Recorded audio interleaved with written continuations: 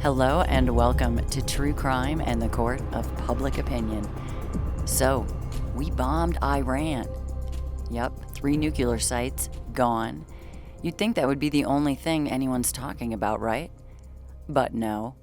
What you're getting instead is a lot of smoke. Video clips with no source, panic headlines, recycled war footage from who knows when, and about 50 different stories that all somehow feel pretty off. And look, I'm not here to panic you, but if you're feeling like none of this adds up, I'm here to tell you you're not wrong, because every time Iran pops back into the headlines, the same pattern kicks in.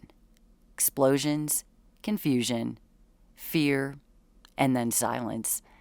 And then the real story just fades away and the next drama starts. But this week, this one is different. Trump, love him or hate him, as the sitting president, we don't take sides here, authorized targeted strikes on Iranian nuclear sites, if you happen to miss that. And no one's really explaining why now.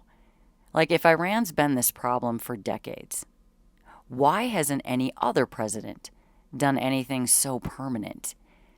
What's actually going on behind all these breaking headlines? Why the fire now? Who benefits? And what the hell are we being set up to believe this time? That's what we're going to unpack. Not the noise, not the spin, just the parts they don't expect you to really put together. This is the Iran Special. Let's get into it. Okay, so here is the thing about Iran.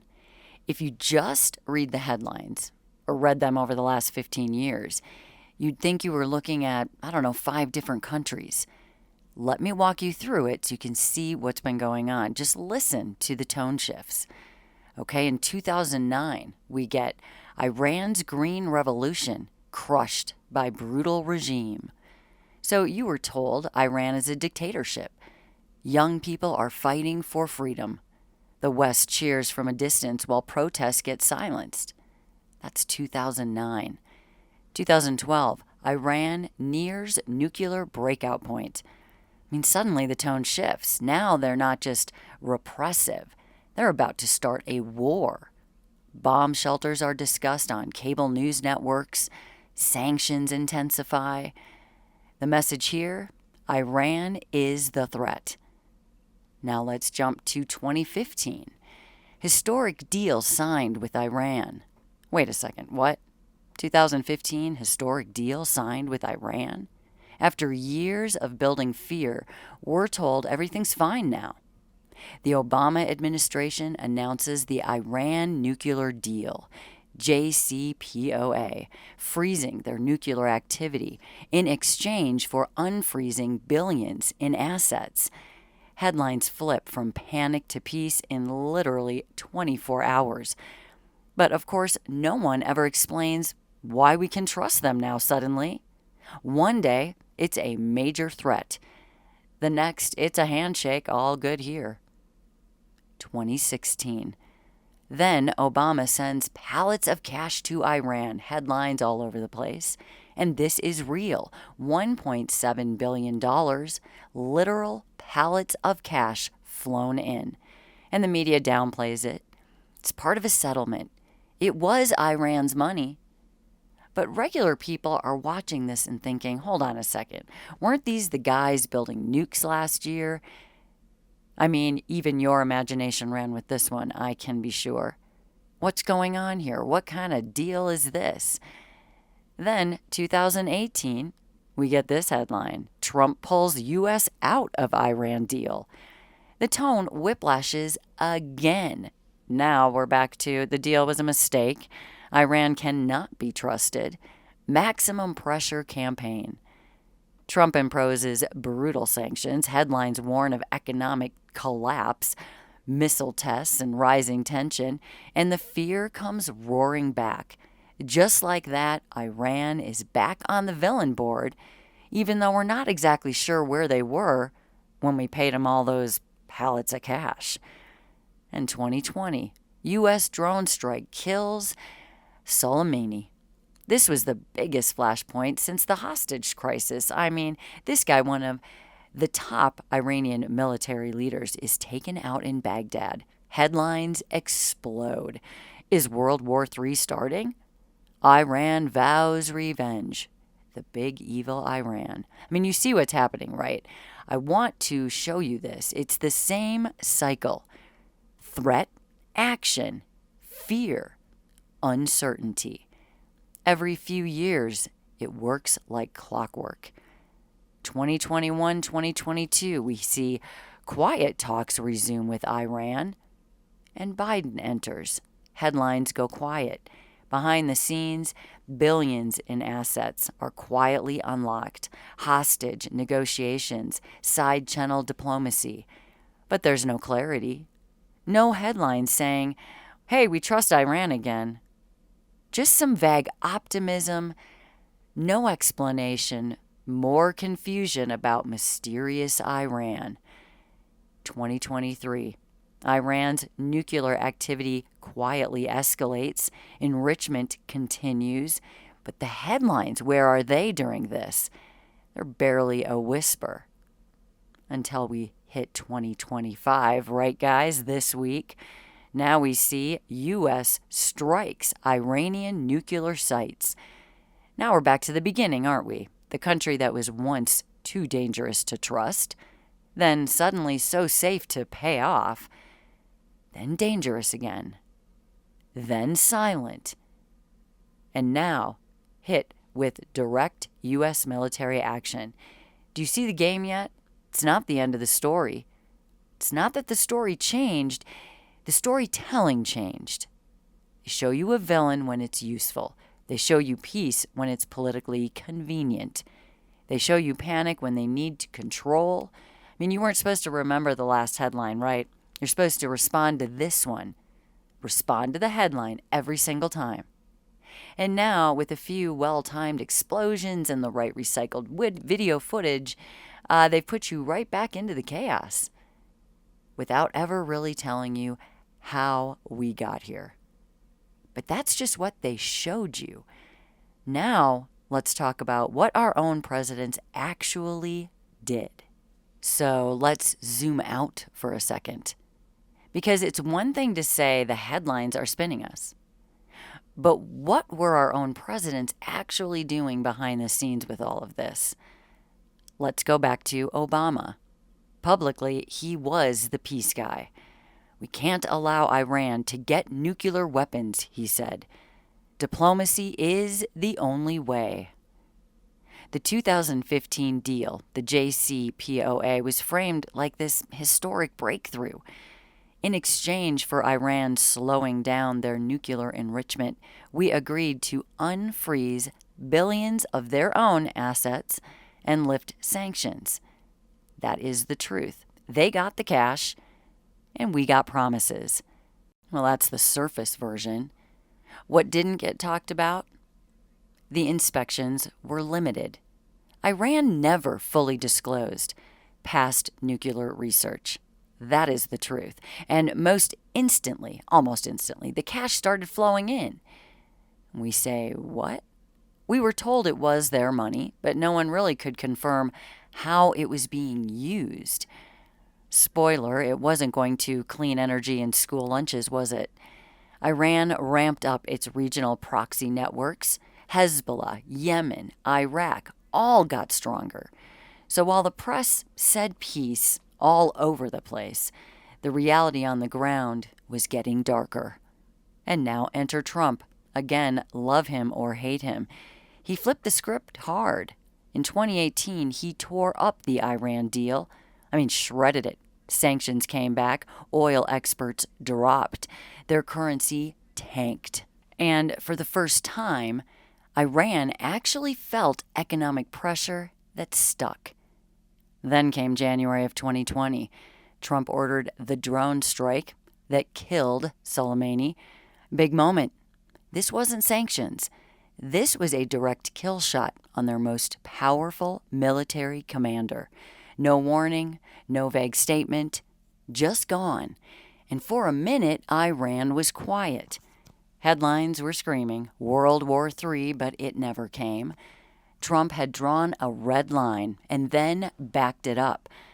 But then the story cooled down. Sanctions stayed. Iran simmered, but didn't boil. And then Biden. And with Biden, the headlines went very soft. We saw talks resume or diplomatic efforts continue, really vague stuff. But behind the scenes, billions were quietly unfrozen again. $6 billion released in 2023 as part of a hostage swap. The media framed it like a humanitarian win. But again, no one could confirm where was that money going. And guess what happened right after that? Hezbollah attacks in Israel. Yemen tensions. Syria lights up. Coincidence? I mean, maybe. This is a pattern. Every time money flows, conflict follows. And now here we are in 2025. Trump is back. And this time there is no deal.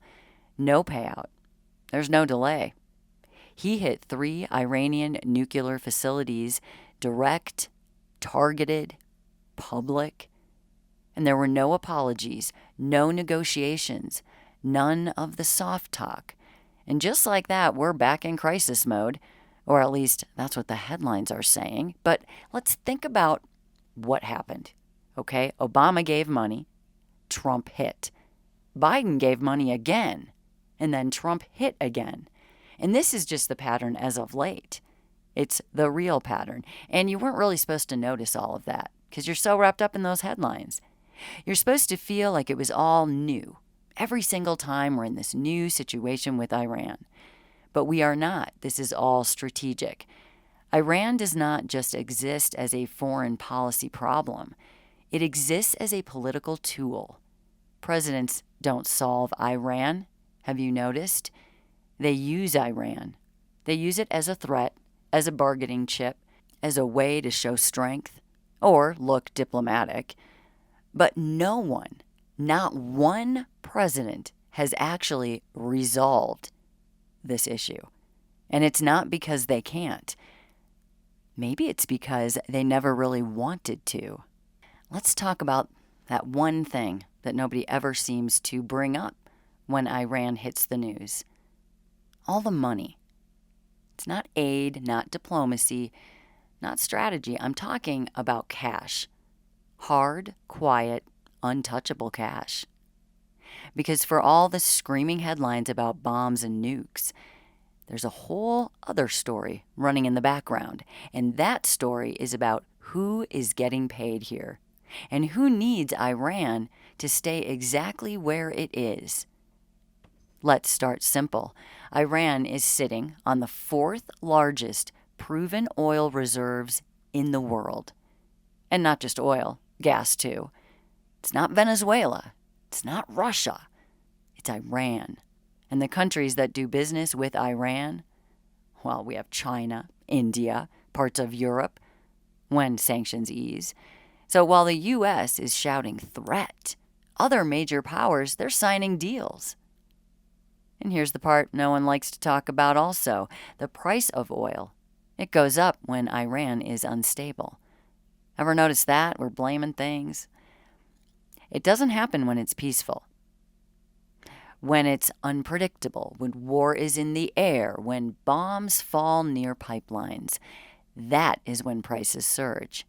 That's when the energy sector wins. That's when defense contractors get all their new contracts and state departments get their bigger budgets. And while we are glued to war footage from who knows when in these ridiculous headlines, someone is raking it in, and it's not you. Let's go back to those billions Obama unfroze. Okay, that money was theirs. But where do you think that money went? Humanitarian efforts? Who's voting for that? Maybe on paper. But in practice, that money empowered the regime to keep doing exactly what they've always done. Fund Hezbollah. Arm militias in Iraq. Build underground networks in Syria. And no one tracked it. No one demanded receipts. No one demanded the truth. We just gave this. And then with Biden, it was the same story. We have to notice. In 2023, we handed Iran access to another $6 billion as part of a, quote, hostage deal. The media framed this as a complete win. American lives brought home. It all looks wonderful, and it is wonderful to bring people home. That's important. But this deal came with no transparency, and because of our big humanitarian win, we stopped asking questions. No restrictions, no accountability, just a handshake and a wire transfer. You'd think we were paying off a mortgage, okay? Not funding a regime. So why? Why do these payouts keep happening, even under the table, even when both parties admit Iran cannot be trusted? Because keeping Iran unstable, well, just unstable enough, benefits everyone at the top. See, Iran is the perfect villain.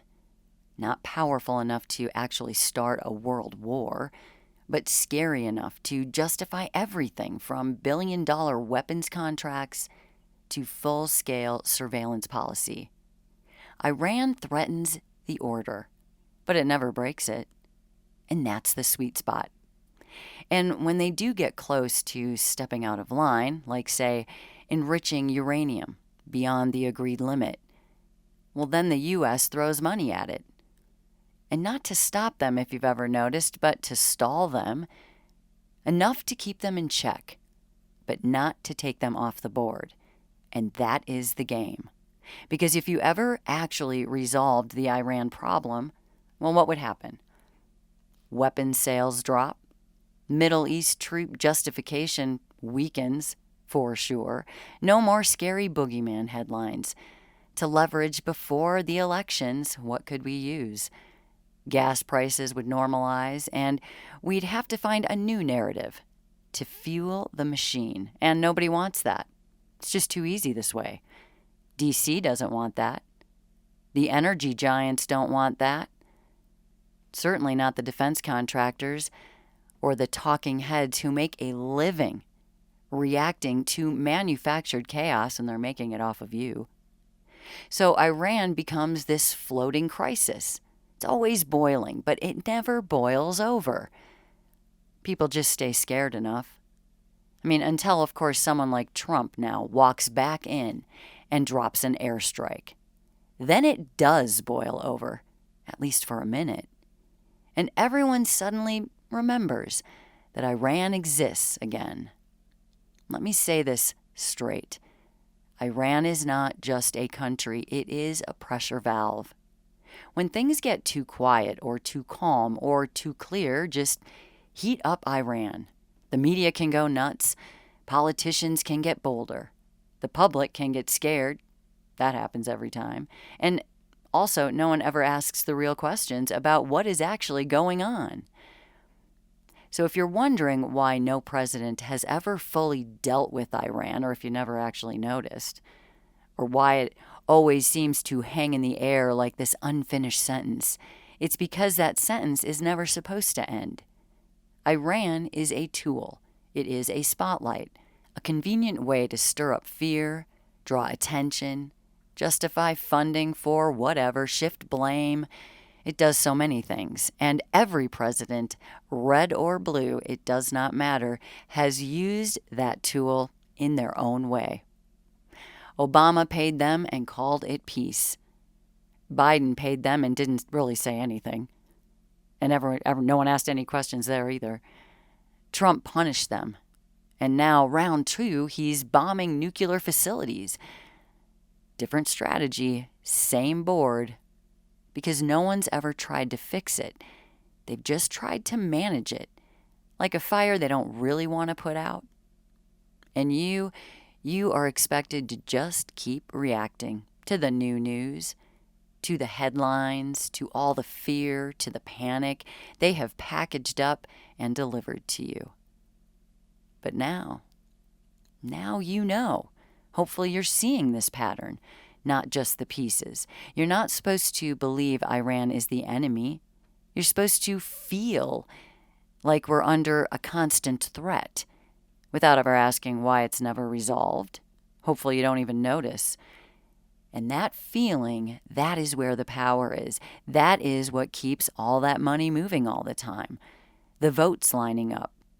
The headlines clicking. That's the part of the story they are not going to print for you, and that's why we're doing it here. And just so we're clear, I was talking about the last few years, but this mess didn't start in 2015 or 2023, or even with the drone strikes this week. Iran has been a problem and a pawn for decades. Let me just run you through a quick history here. 1979, the Iranian Revolution. Shah overthrown. Islamic Republic rises. U.S. loses its number one ally in the region. From 79 to 81, the hostage crisis. 52 Americans held for 444 days. We learned the hard way there. Iran plays long, cruel, and they're very calculated. In 1983, Beirut, Iraq's bombing. 241 U.S. service members were killed. Who backed it? Hezbollah, Iranian-funded. We knew even then. 1989 to the 2000s, Iran funds terror very quietly. They back Hamas, Hezbollah. They grow nuclear ambitions very quietly, and no one shuts it down even though they know what's going on. 2006, UN officially catches them enriching uranium. Of course, everyone panics. Then we have the delay, diplomacy, and stall tactics.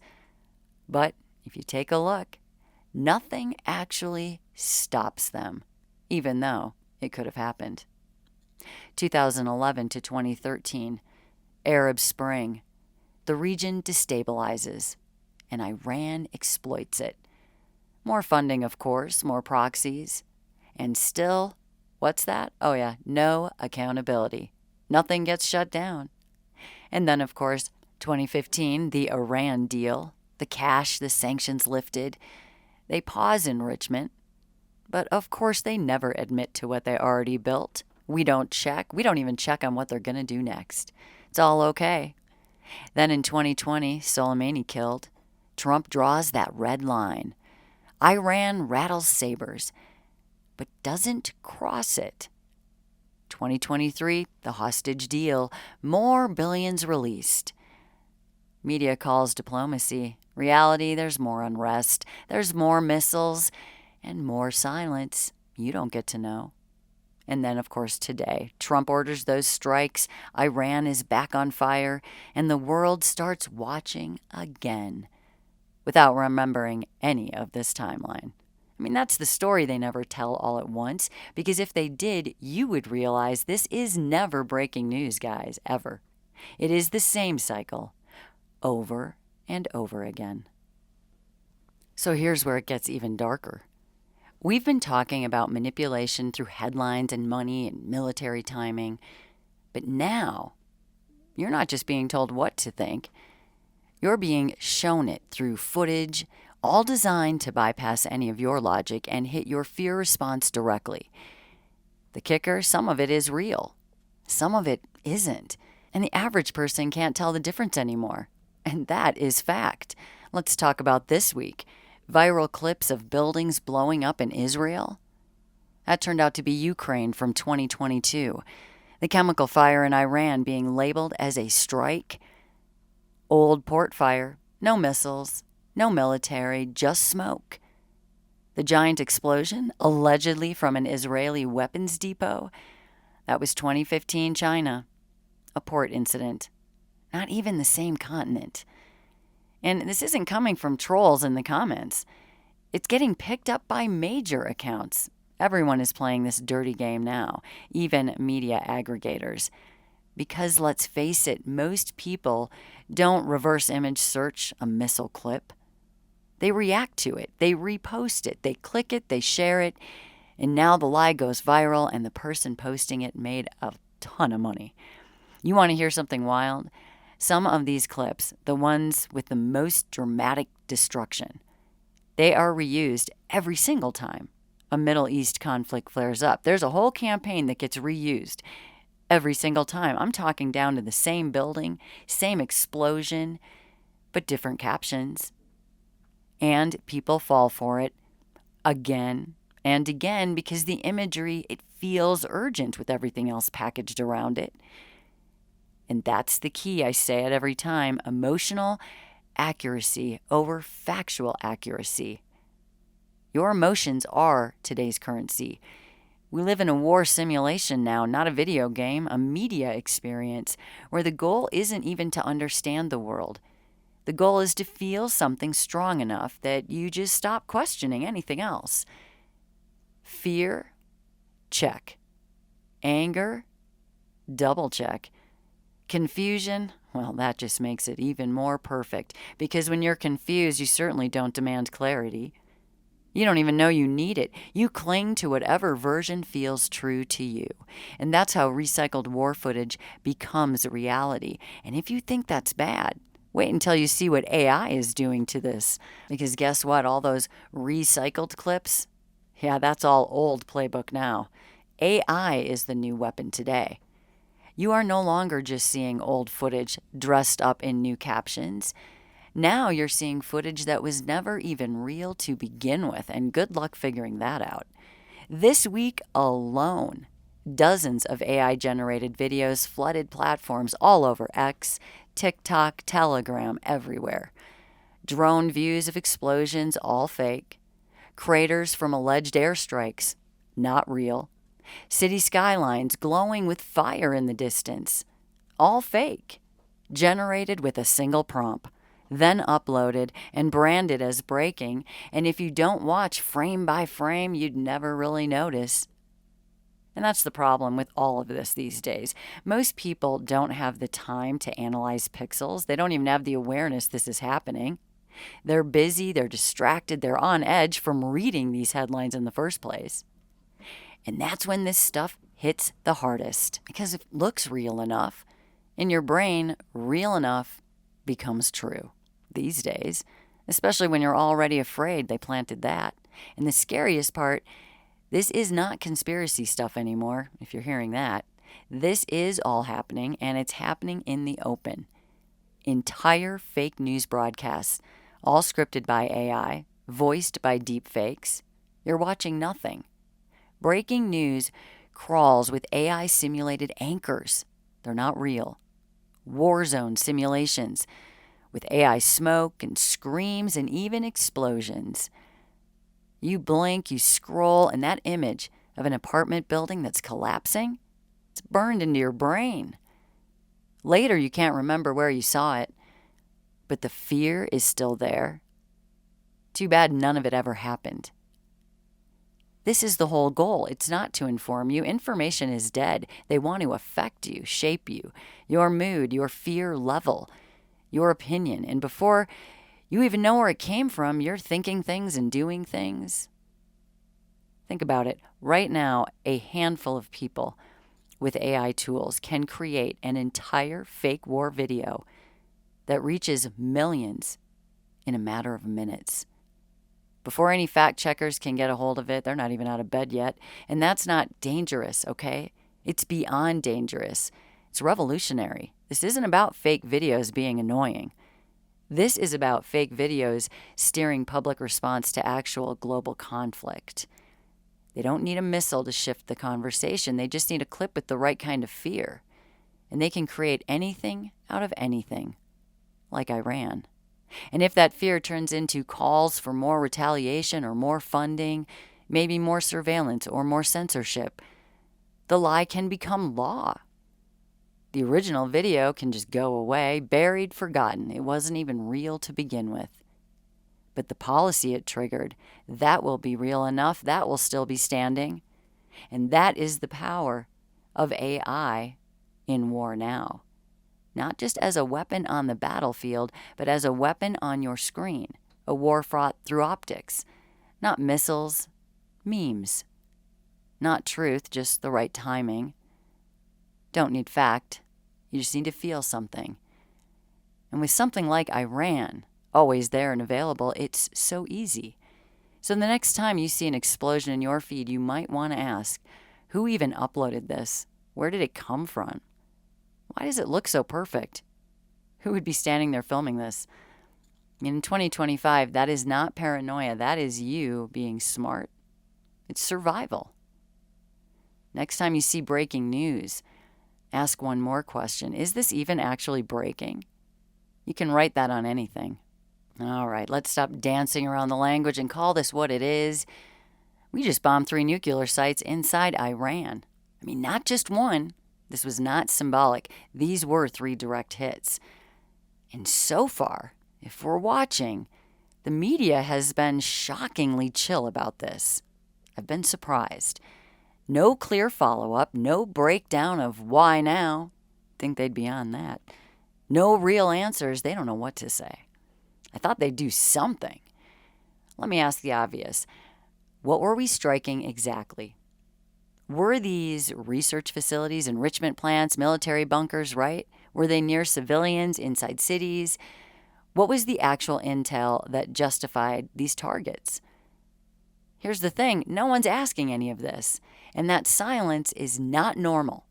It's not responsible, but it's absolutely intentional. Don't be confused about this. Iran has already said they will respond. The question is when, where, and how big. Because retaliation from Iran doesn't always look like missiles. Sometimes it looks like cyber attacks, oil tanker sabotage in the Strait of Hormuz, rebels lobbing missiles into Saudi or UAE territory, Hezbollah lighting up Israel's northern border, or American contractors getting hit in Iraq. They do have reach, and we have seen them use it over and over. So why did we strike? I mean, that is the real question. Was this to prevent a nuclear breakout? Was it a message to China or even Russia? Was it a pre-election flex?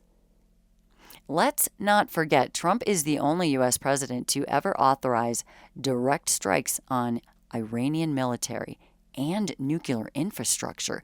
Twice now. First Soleimani, now this. And yet there is no clear articulation of an end game. We don't have any explanation here.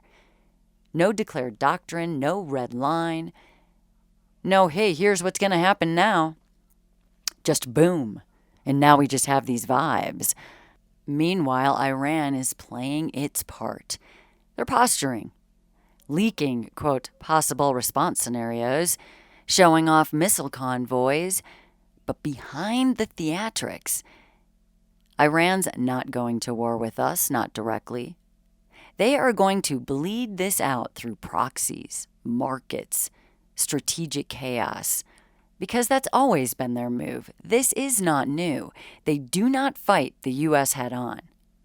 They drain us very slowly, publicly, cheaply, and the White House knows this. And every Pentagon official knows this, which makes you wonder, if we know exactly how Iran responds and we hit them anyway, what were we trying to provoke? Because the most uncomfortable possibility of all is maybe we want a reaction. Not a big war, not a mushroom cloud, just enough to justify, military expansion, surveillance tightening, higher oil prices, election cycle fear, public distraction from domestic messes, a controlled burn. Iran is not stupid. They know how they are used, and they're okay with this. They have been the perfect pressure valve for decades. Just remember, push, provoke, pull back, blame, and repeat. And now we are in that cycle all over again, but this time with real strikes on nuclear facilities. This time it is not noise, so this is an actual turning point. And with the history I've given you, I hope we can all notice this. They're hoping you're too numb or confused to ask the real questions, so I'll ask them. Are we walking toward escalation on purpose? Was this strike even really about Iran? Maybe it was about us. And what happens if the next retaliation forces a response we can't walk back from? Because if that's where we're headed, No headline's going to save you from that. Listen out there, you're not crazy. You're not overreacting. You're kind of being set up. The headlines, all the drone footage, the panic pacing. It's all there to help precondition you for something that hasn't even happened yet. Iran didn't just become a threat this week, okay? And we didn't just discover those nuclear sites yesterday. This was a choice, an actual move, a trigger. We just don't actually know why right now. There's no statement, no real clarity, no endgame explained. Maybe that's okay. Is this a change from the regular playbook? We just struck Iran, and they're just letting you scroll past it. That's what we need to notice. If you've been paying attention, you already know this. Iran isn't exactly the enemy. The cycle is. How we're using Iran, the whole thing, the spin and the silence, the chaos they inject into the timeline just long enough to be able to pull off whatever is coming next. And here's what is coming next, a response. I mean, it might not look like a missile, as I said. It could be cyber, a proxy group, an oil tanker explosion, but whatever it is when it hits, they're going to just say, hey, we had no choice. But now you're going to know better. This is a loop. It's a setup, and it's playing out in slow motion this time. Don't forget what this was. Don't forget how quiet it got when it should have been loud, because silence, I mean, that's where some of this real story lives. I'm Alexis Knight. This was the Iran Special. And if this episode made you feel something, don't just share it. Know it. Know the history of Iran. Know the pattern. Watch everything that comes next. I hope this episode was helpful. You've been listening to Alexis Knight, True Crime and the Court of Public Opinion. Headline Lies on Mondays and Fridays, and everything else in between. Thank you for listening, and I will talk to you all the next time.